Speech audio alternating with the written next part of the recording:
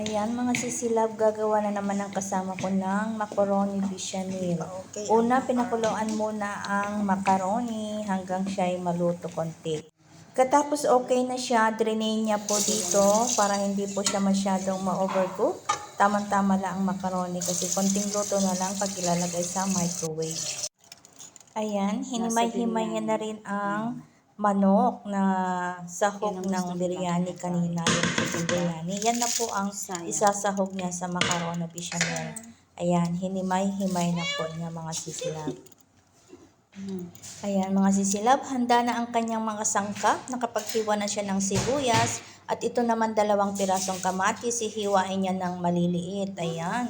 Ikinesa na niya muna ang sibuyas, nilagyan niya ng kurkum. Ayan mga sisilab. Kurkum po ang tawag dyan sa yellow na yan. Ayan po. Hindi siya naglagay ng bawang, sibuyas lang po. Ayan. Ayan, hinalo-halo lang mga sisilab. Tapos sinunod naman niya ang kamatis na hinihiwa-hiwa niya ng maliliit.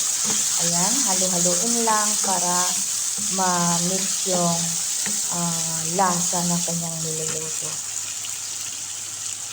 Katapos niyan mga sisilab, naglagay na siya ng pampalasa kagaya ng chicken curry, garlic powder, ginger powder, at saka black pepper. Ayan na po. Sunod-sunod na nilagay ang mga seasoning para sa pampalasa ng kanyang lulutuin. Ayan po, kita nyo naman mga sisilab, yung black pepper at saka asin yung huli.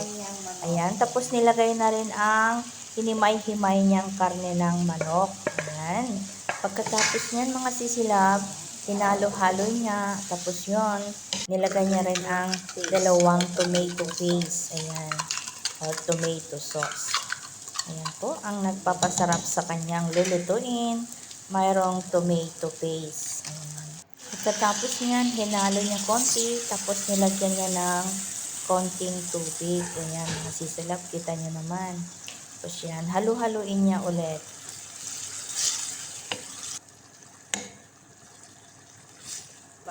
Ayan mga sisilab, sinunod na rin nilagay ang parsley or kimchi.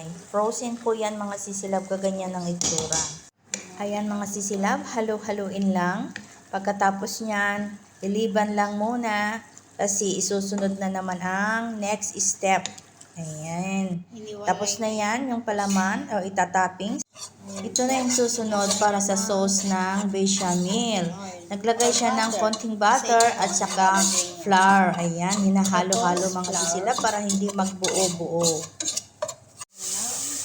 Pagkatapos niya mga sisilab, nilagyan niya ng tubig para magiging smooth na yung flour para hindi magbuo-buo. Sige, halo lang halo. Ganyan po, para mawala yung mga buo-buo. Yan, dito. Powdered milk. Ayan. Ayan mga sisilab, haluin lang mabuti. Ayan, pagkatapos niyan, ready na po para sa sauce ng bechamel. Nilagyan ng konting asin. At yan mga sisilab, handa na lahat ng sangkap. Nag-umpisa na siyang gumawa. Ayan, binuhos na sa macaroni ang sauce. Ayan, halu-haluin niya yan para mag-mix lahat. Yan, mekos-mekos. Ayan mga sisilab, naglagay siya ng konting sauce sa pan. Tapos yan, naglagay na rin siya ng na-mix na macaroni. Ayan. Pagkatapos niya ma-spread yan mga sisilab, maglalagay na rin siya ng cheese mozzarella. Ayan po mga sisilab.